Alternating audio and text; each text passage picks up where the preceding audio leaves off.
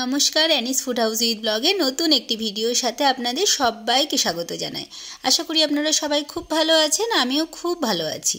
তো আজকের এই ভিডিওটা অনেক দিন আগেরই, তো ভাবলাম আজকে শেয়ার করি আপনাদের সাথে। তো আজকে তো ছিল বৃহস্পতিবার, আর একটা বিশেষ দিন আমার আর আমার মেয়ের জীবনে খুব আনন্দের একটা দিন। তো তার জন্য তো যেতেই হবে। এইবার আমরা রেডিও হয়ে নিয়েছি। তো পুজো টুজো দিয়ে আজকে যেহেতু বৃহস্পতিবার ছিল, পুজোর ওখানে অনেকটা সময় লেগে গেছে।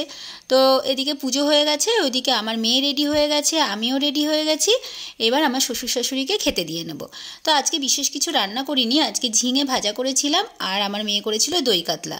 কাতলা আনলেই ও দই কাতলা যেহেতু খেতে ভালোবাসে, তো ও বলে কি মা আমি রান্না করব। তা মাছটা ওই রান্না করেছে। এবার যেহেতু ও একটু হেল্প করেছে, তো তার জন্যই আমার একটু তাড়াতাড়ি হয়েছে, নাহলে আর হতো না এত তাড়াতাড়ি। তো যাই হোক, বাবাকে আর মাকে খেতে দিয়ে নেব। আর ওর একটা ব্যাপার আছে আমার মেয়ের মধ্যে, ও এই রান্না কিছু একটা যদি রান্না করি, ও হচ্ছে ঠাকুমা দাদুকে জিজ্ঞাসা করবে যে খেতে কেমন হয়েছে, ও রান্না করেছে, এগুলো ও বলবেই। তো আমার শ্বশুর যাই হোক বলে, কিন্তু আমার শাশুড়ি সেরকমভাবে কোনো রেসপন্স করে না, বলে না। যে হয়তো অনেকবার জিজ্ঞাসা করার পর একবার বলে যে হ্যাঁ ভালোই হয়েছে, হ্যাঁ এরকম। তো ঝিঙে ভাজা করেছি, আর এদিকে মাছের দই কাতলা করেছি। তো করে আমার এদিকে কাজটা সব হয়ে গেছে। তো বাবা মাকেও ডেকে নিয়েছি খেতে, আমার মেয়েকে বললাম ডাক। তো আজকে হচ্ছে যে দিনটা, সেটা হচ্ছে আজকে আমাদেরকে এক জায়গা থেকে নিমন্ত্রণ করেছে যাওয়ার জন্য, আমাকে আর আমার মেয়েকে।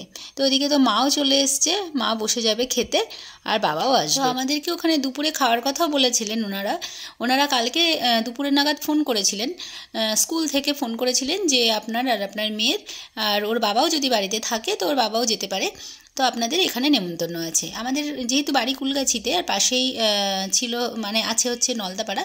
তো নলদাপাড়ার ওখানে একটা চোখের হসপিটাল আছে। তো চোখের হসপিটালের আজকে হচ্ছে যিনি প্রতিষ্ঠাতা, ওনার যে ছেলে ছিলেন শুভেন্দু, তো ওনার আজকে মৃত্যুবার্ষিকী। তো তার জন্য সেই দিন উপলক্ষে প্রতিবারই এখানে একটা ছোটোখাটো অনুষ্ঠান হয়। তো অনুষ্ঠানটা হচ্ছে নানান রকম বিষয় নিয়ে হয়। আর কুলগাছি আর গোবরাপোতা স্কুলে যারা যেসব স্টুডেন্ট মাধ্যমিক আর উচ্চ মাধ্যমিকে ফার্স্ট হয়, তো তাদেরকে ডাকে। তো যাই হোক, অ্যানিকে ডেকেছে, আমার মেয়েকে ডেকেছে, যেহেতু উচ্চ মাধ্যমিকে ফার্স্ট হয়েছে কুলগাছি স্কুলে, তো তার জন্য তো আমার মেয়েকেও ডেকেছে। আর এখানে একটা মেয়ে খুব সুন্দর একটা নাচ করলো।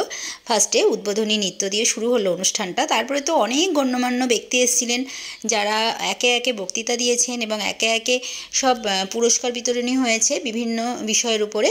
আর এটা হচ্ছে ইনি হচ্ছে ডক্টরেট উপাধি পেয়েছে আমাদের কৃষ্ণনগরেরই। তা ওনার হাতে আমার মেয়ে পুরস্কার নিচ্ছে।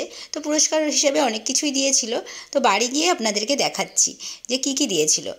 আর হচ্ছে এনারা এত ভালো, এনাদের ব্যবহার এত ভালো, সবাইকে আপন করে নিচ্ছে, এত ভালো ব্যবহার। এই যে বয়স্ক যেসব মানুষ বসে আছেন, এনারা গণ্যমান্য ব্যক্তি, এনাদের কোনো তুলনা হয় না, এত ভালো।